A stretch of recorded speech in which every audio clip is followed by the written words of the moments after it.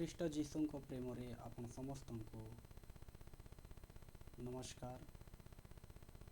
ଆସନ୍ତୁ ଆମେ ବାକ୍ୟ ନିକଟକୁ ଯିବା। ବାକ୍ୟ ଦ୍ୱାରା ପ୍ରଭୁଙ୍କର ଅନୁସନ୍ଧାନ କରିବା, ପ୍ରଭୁଙ୍କୁ ଜାଣିବା ଏବଂ ତାଙ୍କରି ଯୋଗ୍ୟ ହେବା। ସମସ୍ତଙ୍କୁ ଧନ୍ୟବାଦ। ପ୍ରଭୁ ତାଙ୍କରି ବାକ୍ୟ ଶୁଣିବା ପାଇଁ, ଜାଣିବା ପାଇଁ ଏବଂ ତଦନୁସାରେ ଆମଙ୍କର ଜୀବନକୁ ଅତିବାହିତ କରିବା ନିମନ୍ତେ ଆମକୁ ଶକ୍ତି ଦେଇଅଛନ୍ତି, ଆତ୍ମା ଦେଇଅଛନ୍ତି। ସେଥିପାଇଁ ଆମେ ଆସନ୍ତୁ ତାଙ୍କରି ବାକ୍ୟ ନିକଟକୁ ଯିବା। ଆଜିର ବିଷୟ ପ୍ରଭୁକୁ ଜାଣିବା। ଆଜିର ବିଷୟ ପ୍ରଭୁ ଖ୍ରୀଷ୍ଟ ଜଗତକୁ କାହିଁକି ଅବତରଣ କଲେ, ଦେହବନ୍ତ କାହିଁକି ହେଲେ। ଯୋହନ ଲିଖି ସୁସମାଚାରର ତାର ପ୍ରଥମ ଅଧ୍ୟାୟ ଏବଂ 14 ପଦ ବିଶେଷ ରୂପରେ ଆମକୁ ଜଣାଏ ଖ୍ରୀଷ୍ଟ ଦେହବନ୍ତ ହେଲେ। ଯଦି ଆମେ ଖ୍ରୀଷ୍ଟଙ୍କ ବିଷୟରେ ଅଧିକ ଜାଣିବାକୁ ଚାହୁଁ, ତାହେଲେ ଖ୍ରୀଷ୍ଟ କାହିଁକି ଦେହବନ୍ତ ହେଲେ, ଏହି ପ୍ରଶ୍ନକୁ ନେଇକି ଯଦି ଆମେ ଆଗେ ବଢ଼ିବା, ତାହେଲେ ଆମେ ଖ୍ରୀଷ୍ଟଙ୍କ ବିଷୟରେ ବହୁତ କିଛି ଜାଣିପାରିବା। ଆଜି ଦିନରେ ଅନେକେ ଖ୍ରୀଷ୍ଟଙ୍କୁ ଜାଣିବା ପାଇଁ ମନୋଯୋଗୀ ଅଟନ୍ତି, ଖ୍ରୀଷ୍ଟଙ୍କୁ ଗ୍ରହଣ କରିବା ପାଇଁ ମନୋଯୋଗୀ ଅଟନ୍ତି। ଅନେକେ ଖ୍ରୀଷ୍ଟଙ୍କୁ ଜାଣିବା ପାଇଁ ଅନ୍ୟାନ୍ୟ ବିଷୟକୁ ଗ୍ରହଣ କରନ୍ତି। ଅନେକେ ଖ୍ରୀଷ୍ଟଙ୍କୁ ଜାଣିବା ପାଇଁ ଥିଓଲୋଜିକାଲ କଲେଜ ମାନଙ୍କରେ ମଧ୍ୟ ଯାଆନ୍ତି। ଖ୍ରୀଷ୍ଟଙ୍କୁ ଜାଣିବା ଆମମାନଙ୍କର ଜୀବନରେ ବହୁତ ମହତ୍ୱପୂର୍ଣ୍ଣ ବିଷୟ। ଯୋହନ ଲିଖି ସୁସମାଚାର ତାର 17 ଅଧ୍ୟାୟରେ ଯୀଶୁ କହିଅଛନ୍ତି, ଜାଣିବା ହିଁ ଅନନ୍ତ ଜୀବନକୁ ପ୍ରାପ୍ତ ହେବା। ସେଥିପାଇଁ ଖ୍ରୀଷ୍ଟ ଯୀଶୁ ଏହି ଜଗତକୁ କାହିଁକି ଅବତରଣ କଲେ, କାହିଁକି ଆସିଲେ ବା କାହିଁକି ଦେହବନ୍ତ ହେଲେ, ଏହି ବିଷୟକୁ ନେଇକି ଆଜି ଆମେ ଜାଣିବା। ଖ୍ରୀଷ୍ଟଙ୍କ ବିଷୟରେ, ଯୀଶୁଙ୍କ ବିଷୟରେ ଜାଣିବା। ପ୍ରିୟ ମା ବାପା, ଭାଇ ଭଉଣୀ, ମୁଁ ଆପଣମାନଙ୍କୁ ଜଣାଇ ଦିଏ,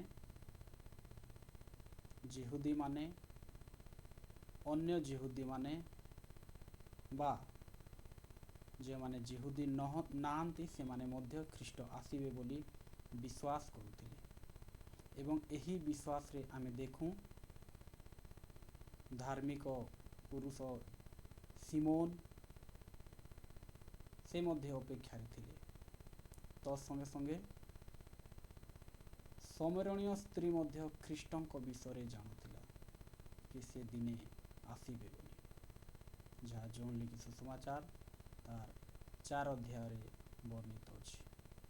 ସେହି ଖ୍ରୀଷ୍ଟଙ୍କୁ ଜାଣିବା ହିଁ ଆମମାନଙ୍କର ନିମନ୍ତେ ଶାନ୍ତିର ଜୀବନ ଅଟେ, ଆନନ୍ଦର ଜୀବନ ଅଟେ ଏବଂ ଅନନ୍ତକାଳୀନ ଜୀବନ ଅଟେ। ଯଦି ଆପଣ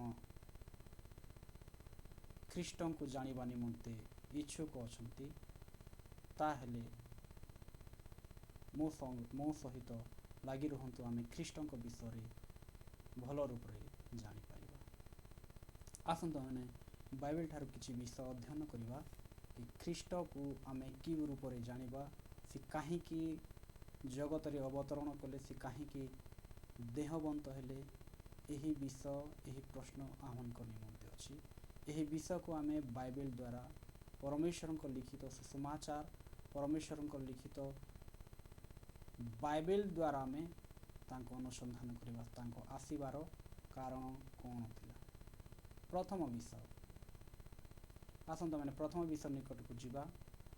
ଯୀଶୁଙ୍କ ଆସିବାର କାରଣ କ'ଣ, କାହିଁକି ସେ ଆସିଲେ। ଆମେ ଦେଖିବା, ବାଇବେଲ ଠାରୁ ଦେଖିବା ମାଥ୍ୟୁ ଲିଖିତ ସୁସମାଚାର, ମାଥ୍ୟୁ ଲିଖିତ ସୁସମାଚାର ଆଉ ତାର 5 ଅଧ୍ୟାୟ ଆଉ 17 ପଦ। ମାଥ୍ୟୁ ଲିଖିତ ସୁସମାଚାର ତା 5 ଅଧ୍ୟାୟ 17 ପଦ ଏଭଳି ଲେଖା ଅଛି, ମୁଁ ଯେ ବ୍ୟବସ୍ଥା କି ଭାବବାଦୀମାନଙ୍କ ଧର୍ମଶାସ୍ତ୍ର ଲୋପ କରିବାକୁ ଆସିନାହିଁ, एपरी भावना ही लोप करने को नहीं बरं सफल करने को आसी अछि। आमे देखुछु एठारे ख्रीष्ट जीशु व्यवस्था विषय कहउछंती। से व्यवस्था को भांगिबा निमंते वा व्यवस्था को लोप करने निमंते आसी नाहिंती बरं व्यवस्था को सफल करने निमंते आसी अछंती। आमे देखि थाऊ नूतन नियम रे जितेबले आमे आसी थाऊ व्यवस्था को से भली महत्व दिया जाई नाही। हेले ख्रीष्ट जीशु एठारे कहउछंती मु व्यवस्था को पूरा करने निमंते आसी अछि। ताहेले एही व्यवस्था कोन आपण जानि अछंती कि? आसंतो आमने पुणी थरे वाक्य देखिबा। व्यवस्था कोन? रोमियो पुस्तक ता 7 अध्याय, रोमियो पुस्तक तार 7 अध्याय एवं 14 पद।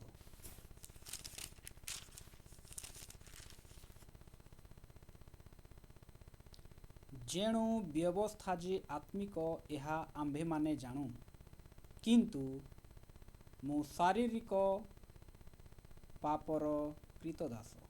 आमे जानू एठारे लेखा है व्यवस्था आत्मिक विषय। व्यवस्था को विषय आत्मिक विषय एवं ख्रीष्ट यही आत्मा विषय ही आह्वान को जणाइबा निमंते से अवतरण कले। सेथिपाई आह्वान को व्यवस्था जानिबा बहुत कष्ट होई थाए कारण ताहा आत्मिक विषय। कारण आत्मा आह्वान को देखा जाई न थाए। आमे जानिलु व्यवस्था आत्मिक विषय थिला। 14 नंबर पदर लिखाई व्यवस्था जे आत्मिक यह हमको जानिबा को। प्रभु को महिमा हो। से आह्वान को निकट को यही जगत को आसिले देहवंत हेले से आह्वान को आत्मिक विषय देवा निमंते। ता अर्थ ख्रीष्ट जीशु व्यवस्थार दाता। ख्रीष्ट जीशु व्यवस्थार दाता। आसंतो आमने देखिबा आउ गोटे पद जिसाया पुस्तक ता 33 अध्याय और 22 पद। कारण सदा प्रभु आह्वानकर विचार करता सदा प्रभु आह्वानक व्यवस्था दाता। आमे देखुछु एठारे लेखाई छी सदा प्रभु आह्वानकर व्यवस्था दाता। से आह्वान को व्यवस्था देइथिले कि भली देइथिले कहा द्वारा देइथिले ए विषय मध्य आमे अध्ययन करिबा। हेले एठी आमे देखुछु परमेश्वर निज वाक्य रे कहउछंती व्यवस्था दाता। आमकर परमेश्वर के व्यवस्था दाता परमेश्वर। व्यवस्था काहे की देले आमे प्रथम रे देखिलु व्यवस्था कोन व्यवस्था दाता की। तापरे आमे तृतीय विषय देखुछु व्यवस्था काहे की देले। आसंतो माने आउ गोटे वाक्य देखिबा तिमोथी प्रथम तिमोथी आउ तार प्रथम अध्याय प्रथम तिमोथी प्रथम अध्याय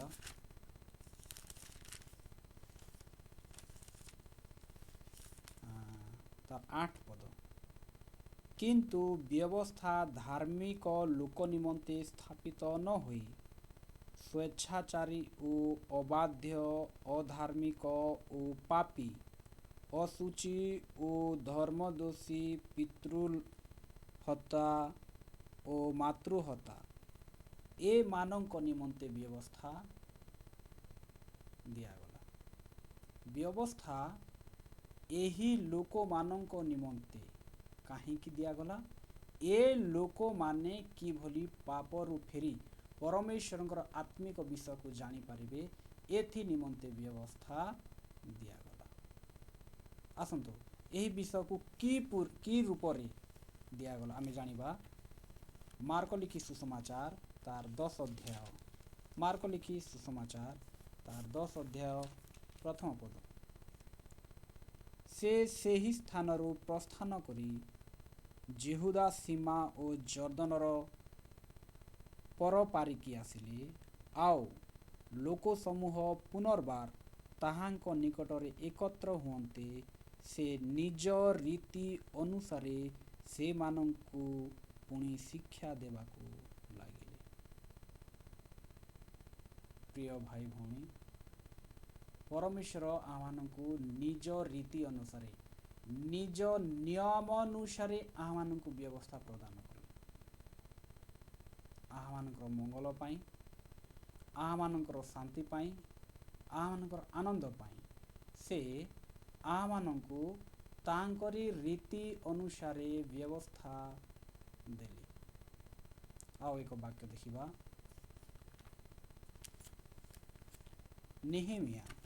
निहमिया और तार 9 अध्याय आमे देखूँ। निहमिया पुस्तक ठारू 9 अध्याय 29 पद। एठारे आमे देखिबा को पाऊँ व्यवस्था रूपक मार्ग विषय। एठी ये भली लेखा है, पुणी से मानंकु पुनर्बार आपना व्यवस्था रूप मार्ग को आनिबा निमंते से मानंक प्रतिकूल साक्ष्य देलो। आमे देखिबा को पाउछु व्यवस्था रूपक मार्ग, व्यवस्था रूपक मार्ग विषय एठी उल्लेख करा जाय। आमे देखिलु प्रथम विषय देखिलु आमे व्यवस्था कोण, द्वितीय विषय देखिलु आमे व्यवस्था काहींकी देले एवं व्यवस्था आमे देखिबा एबे व्यवस्था केउ मानंक निमंते। आमे देखबा एबे प्रथम तिमोथी एवं प्रथम अध्याय तार 9 पद।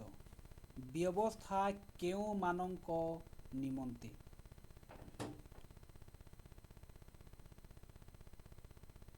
नरहत्या, व्यभिचारी,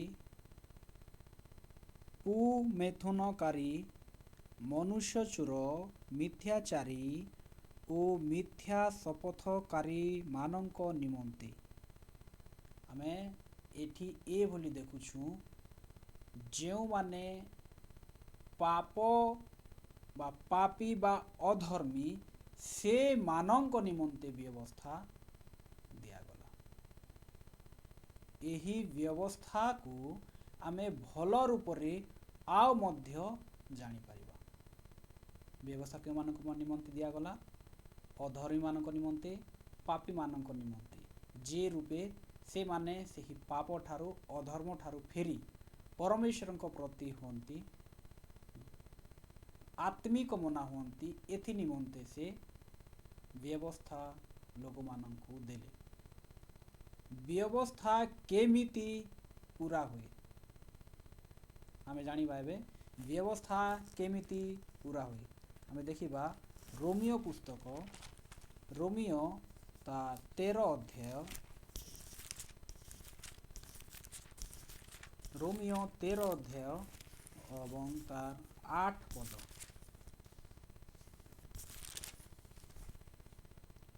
परस्पर को प्रेम करिबा बिना आउ काहिरे काहारी ठारे ऋणी हो नाही। कारण जे पर को प्रेम करे से व्यवस्था सफल करिअछि। मोर प्रिय माने आमे एठी देखिबा पाउछु व्यवस्था को सफल करिबा निमंते एक मार्ग अछि एवं सही मार्ग होछि प्रेम। एथि निमंते आमे एक आरेक को परस्पर आमे प्रेम करिबा नितांत दरकार। प्रेम द्वारा आमनकर व्यवस्था पूर्ण हुए। प्रेम द्वारा आमनकर मध्यरे ଥିବା ମନ୍ଦତା ଅଧାର୍ମିକତା ମଧ୍ୟ ଦୂର ହୋଇଥାଏ। ବ୍ୟବସ୍ଥା ପାଇଁ ବିରୋଧ ନାହିଁ। ବ୍ୟବସ୍ଥା ପାଇଁ ବିରୋଧ ନାହିଁ, ଯାହା ଲେଖା ହେଇଛି ଗାଲାତ୍ୟ ତା 5:23 ଆମେ ଦେଖିବାକୁ ପାଇଥାଉ। ବ୍ୟବସ୍ଥା ପାଇଁ କୌଣସି ପ୍ରକାର ବିରୋଧ ନାହିଁ। ହେଲେ ମୋର ପ୍ରିୟମାନେ, ଏହି ବ୍ୟବସ୍ଥା ପରମେଶ୍ୱର କାହାକୁ ଦେଇଥିଲେ? ମନୁଷ୍ୟମାନଙ୍କୁ ଦେଇଥିଲେ। କାହା ଦ୍ୱାରା ଦେଇଥିଲେ? ମୂଷାଙ୍କ ଦ୍ୱାରା ଦେଇଥିଲେ। ସେହି ମୂଷା କ'ଣ ନିଜେ ବ୍ୟବସ୍ଥା ବିଷୟରେ ଜାଣିଥିଲେ? ଆପଣ ଟିକେ ଚିନ୍ତା କରି ଦେଖନ୍ତୁ। ସେହି ବ୍ୟବସ୍ଥା କ'ଣ ମୂଷା ଜାଣିଥିଲେ କି? ମୂଷା ଜାଣିନଥିଲେ। ଆସନ୍ତୁ ଆମେ ଦେଖିବା। ଯାତ୍ରା ପୁସ୍ତକ ତାର 2 ଅଧ୍ୟାୟ, ଯାତ୍ରା ପୁସ୍ତକ ତାର 2 ଅଧ୍ୟାୟ ଏବଂ 11 ପଦ। କାଲକ୍ରମେ ମୂଷା ବଡ଼ ହେଲା ଉତ୍ତାରେ ଦିନକରେ ସେ ଆପଣା ଭାତୃଗଣ ନିକଟକୁ ଯାଇ ସେମାନଙ୍କୁ ଭାର ବହିବାର ଦେଖିଲେ। ପୁଣି ଜଣେ ମିଶ୍ରୀୟ ତାହାର ଭାତୃଗଣ ମଧ୍ୟରୁ ଜଣେ ଏବ୍ରୀକି ପ୍ରହାର କରିବାର ଦେଖିଲେ। ଏ ହେତୁ ସେ ଏଣେ ତେଣେ ଅନାଇ କାହାକୁ ନ ଦେଖି ସେହି ମିଶ୍ରୀୟକୁ ବଧ କରି ବାଲିରେ ପୋତି ଦେଲେ। ଆମେ ଦେଖୁଛୁ ଏଠାରେ ମୂଷା ଜଣକୁ ବଧ କରି ବାଲିରେ ପୋତି ଦେଇଅଛନ୍ତି। ତାର ଅର୍ଥ ପରସ୍ପର ଭିତରେ ଝଗଡ଼ା, ପରସ୍ପର ଭିତରେ ନିନ୍ଦା ଏବଂ ତାଡ଼ନାକୁ ଏଠାରେ ଆମେ ଦେଖିବାକୁ ପାଉଛୁ। ମୂଷା ଏହି ବିଷୟ ଜାଣିନଥିଲେ କି ପରସ୍ପର ଭିତରେ ଆମମାନଙ୍କର ମଧ୍ୟରେ କେଉଁ ବିଷୟ ରହିବା ଦରକାର। ଏଠି ଆମେ ଦେଖିବାକୁ ପାଉଛୁ ମୂଷାଙ୍କ ମଧ୍ୟରେ ନିନ୍ଦା ଥିଲା, ମୂଷାଙ୍କ ମଧ୍ୟରେ ରାଗ ଥିଲା, ମୂଷାଙ୍କ ମଧ୍ୟରେ ବ୍ୟବସ୍ଥା ନଥିଲା, ଯାହା ଏବେ ଆମେ ଅଧ୍ୟୟନ କଲୁ, ପ୍ରେମ ନଥିଲା। ସେଥିପାଇଁ ସେ ଅନ୍ୟ ଜଣକୁ ବାଲିରେ ପୋତି ଦେଇ ମାରିକି ପୋତି ଦେଲେ। ଆସନ୍ତୁ ଆମେ ଏକ ବିଷୟ ଦେଖିବା। ପ୍ରେରିତ ପୁସ୍ତକ ଏବଂ ତାର 7 ଅଧ୍ୟାୟ, ପ୍ରେରିତ ପୁସ୍ତକ ତାର 7 ଅଧ୍ୟାୟ 23 ପଦ।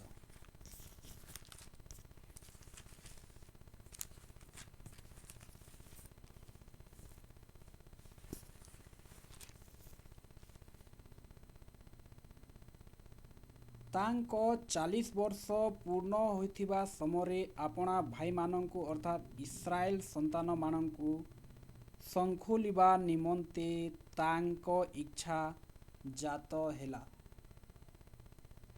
ଅର୍ଥ ସେ ଅପରାଧୀ ଓ ପାପୀ ବୋଲି ଜାଣିଲା ପରେ ସେ ଅନ୍ୟମାନଙ୍କର ସହିତ ମିଳିବାକୁ, ଅନ୍ୟମାନଙ୍କର ସହିତ ଚାଲିବାକୁ, ଅନ୍ୟମାନଙ୍କର ସହିତ ପ୍ରେମ ପାଇଁ ସେ ଖୋଜି ହେବାକୁ ଲାଗିଲେ। ଆମେ ଦେଖୁଛୁ ଏଠି 23 ପଦ ଠାରୁ ଆମେ ମୂଷାଙ୍କର ବିଷୟରେ ଦେଖୁଛୁ 27 ନମ୍ବର ପର୍ଯ୍ୟନ୍ତ। ଆମେ 27 ନମ୍ବର ପଦ ପଢ଼ବା। କିନ୍ତୁ ଯେଉଁ ଜଣକ ପ୍ରତିବାସୀ ପ୍ରତି ଅନ୍ୟାୟ କରୁଥିଲା ସେ ତାଙ୍କୁ ପେଲି ଦେଇ କହିଲା, କିଏ ତୁମ୍ଭକୁ ଆମମାନଙ୍କ ଉପରେ ଶାସନକର୍ତ୍ତା ଓ ବିଚାରକ ରୂପରେ ନିଯୁକ୍ତି କଲା? ଆମେ ଦେଖିବାକୁ ପାଉଛୁ ଏହି ସମୟରେ ମୂଷା ବ୍ୟବସ୍ଥା ବିଷୟରେ ସେ ଜାଣିନଥିଲେ। ବ୍ୟବସ୍ଥା ବିଷୟରେ ସେ ବିଲକୁଲ କିଛି ଜାଣିନଥିଲେ, କାରଣ ତାଙ୍କ ମଧ୍ୟରେ ଅପରାଧ ଥିଲା, ତାଙ୍କ ମଧ୍ୟରେ ପାପ ଜନିତ ଥିଲା। ସେଥି ନିମନ୍ତେ ସେ ବ୍ୟବସ୍ଥା ବିଷୟରେ ଜାଣି ନଥିଲେ। ଆସନ୍ତୁ ଏକ ବାକ୍ୟ ଦେଖିବା। ଜିସାୟ 59, ଜିସାୟ 59 ଦେଖିବା। ଦେଖ, ସଦାପ୍ରଭୁଙ୍କ ହସ୍ତ ଛୋଟ ହୋଇ ଯାଇ ନାହିଁ ଯେ ତାହା ପରିତ୍ରାଣ କରି ନ ପାରେ, କିଅବା ତାହାଙ୍କର କର୍ଣ୍ଣ ଭାରି ହୋଇ ନାହିଁ ଯେ ତାହା ଶୁଣି ନ ପାରେ। ମାତ୍ର ତୁମମାନଙ୍କର ଅପରାଧ ସବୁ ତୁମମାନଙ୍କର ଓ ତୁମମାନଙ୍କ ପରମେଶ୍ୱର ମଧ୍ୟରେ ବିଚ୍ଛେଦ ଘଟାଇଅଛି। व्यवस्था को न जानिबा द्वारा ସେହି ପାପ ସେହି ଅଧର୍ମ ଆମମାନଙ୍କୁ ପରମେଶ୍ୱରଙ୍କ ଏବଂ ଆମମାନଙ୍କ ମଧ୍ୟରେ ଅଲଗା କରିଦେଇଥାଏ, ବିଚ୍ଛେଦ ଆଣି ଦେଇଥାଏ। ସେଥିପାଇଁ ଆମ୍ଭେମାନେ ଏହି ବ୍ୟବସ୍ଥାକୁ ଭଲ ଭାବରେ ଜାଣିବା ନିତାନ୍ତ ଦରକାର। ବ୍ୟବସ୍ଥାକୁ ଆମେ କିପରି ପୂରଣ କରୁଛୁ? ପ୍ରେମ ଦ୍ୱାରା ଆମେ ପୂରଣ କରୁଛୁ। আর ଏହି ବ୍ୟବସ୍ଥା ମୂଷା ମଧ୍ୟ ଜାଣି ନଥିଲେ। ଏକ ଆଉ ବାକ୍ୟ ଦେଖିବା, ରୋମିଓ 13 ଅଧ୍ୟାୟ 10 ପଦ।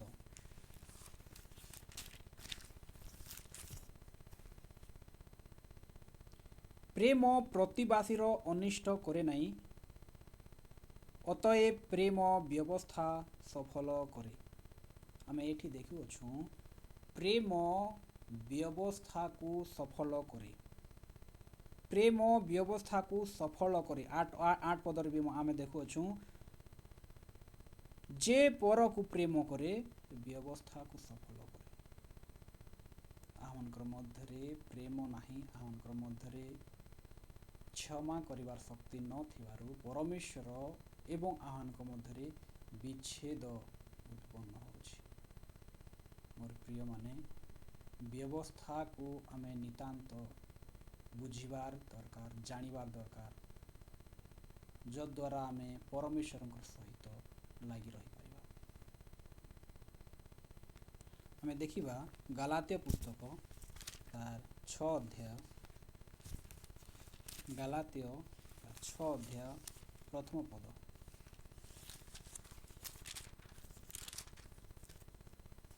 ହେ ଭାଇମାନେ, ଯଦି କେହି କୌଣସି ଅପରାଧରେ ଧରାପଡ଼େ, ଆତ୍ମିକ ଯେ ତୁମ୍ଭେମାନେ ମୃତ ଭାବରେ ସେହି ପ୍ରକାର ଲୋକକୁ ସଂଶୋଧନ କର, ପୁଣି କିଏ ଜାଣି ନିଜେ ମଧ୍ୟ ପରୀକ୍ଷାରେ ପଡ଼ିପାର, ଏଥିପାଇଁ ଆପଣା ବିଷୟରେ ସାବଧାନ ହୁଅ। ଏଠି ଆମମାନଙ୍କୁ ସାବଧାନ, ବ୍ୟବସ୍ଥାକୁ ଜାଣିବା ନିମନ୍ତେ ସାବଧାନ କରାଯାଉଛି।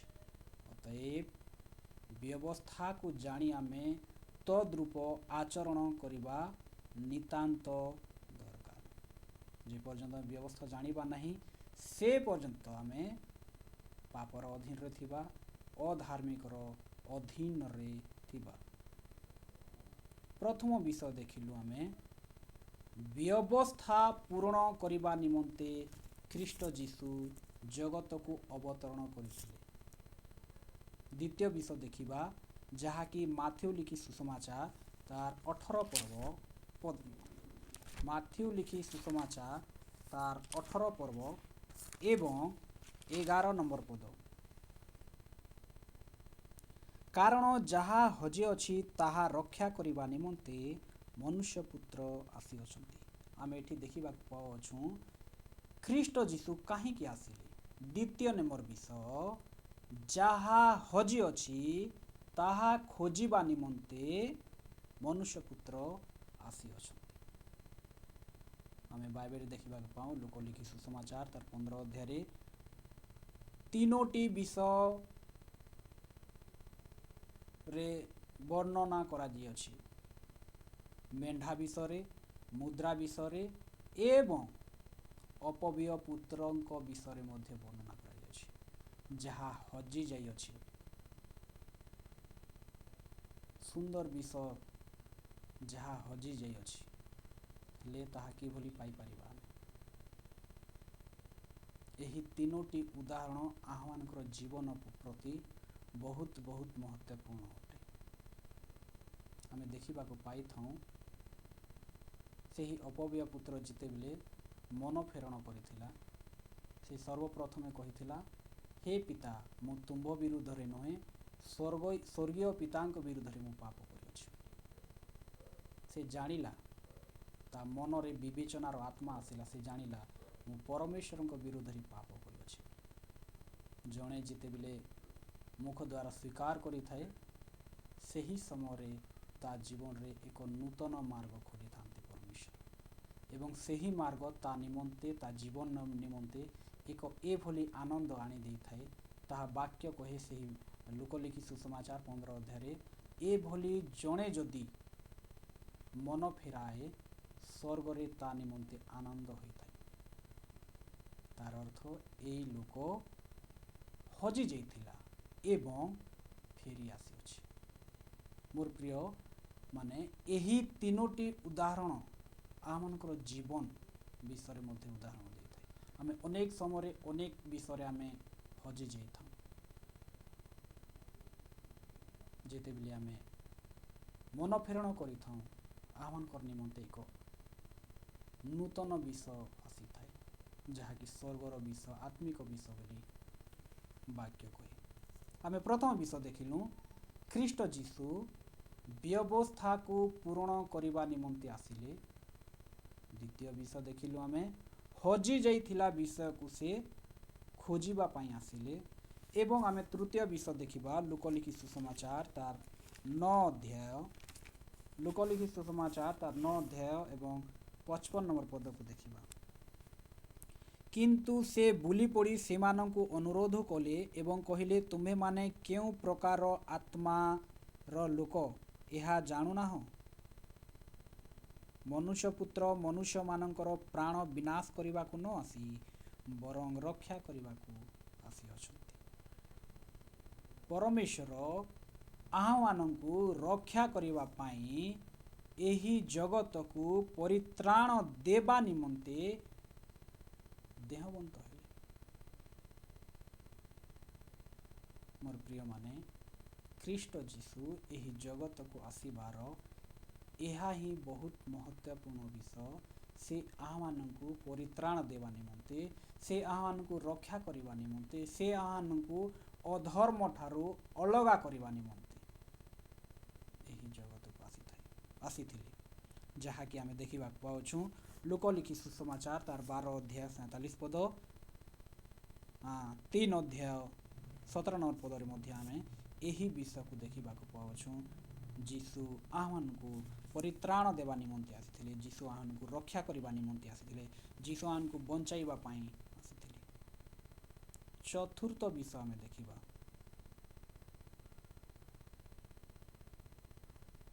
ଯୀଶୁ କାହିଁକି ଆସିଥିଲେ। ଚତୁର୍ଥ ବିଷୟ ଆମେ ଦେଖିବା ଯୋହନ ଲିଖିତ ସୁସମାଚାର ତାର 10 ଅଧ୍ୟାୟ ଏବଂ 10 ପଦ। ଯୋହନ ଲିଖିତ ସୁସମାଚାର ତାର 10 ଅଧ୍ୟାୟ ଏବଂ 10 ପଦ।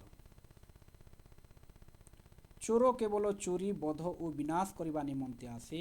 ସେମାନେ ଯେପରି ଜୀବନ ପାଆନ୍ତି ଓ ପ୍ରଚୁର ଭାବରେ ପାଆନ୍ତି, ଏଥିପାଇଁ ମୁଁ ଆସିଅଛି।